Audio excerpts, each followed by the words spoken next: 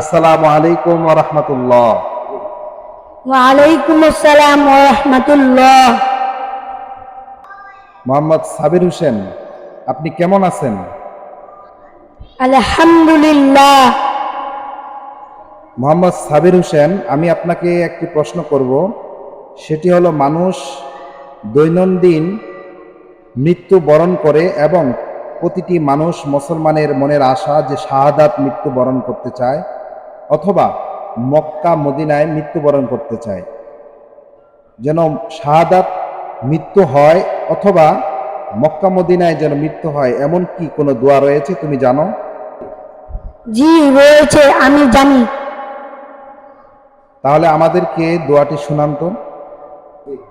শাহাদাত ও মদিনায় মৃত্যুর ইচ্ছা করলে এই দোয়া পড়তে হয়। আল্লাহুম্মা রযুকনি শাহাদাতান ফি সাবিলিকা ওয়াজআল মাউতি বিবালাদি রাসূলিক। মাশাআল্লাহ।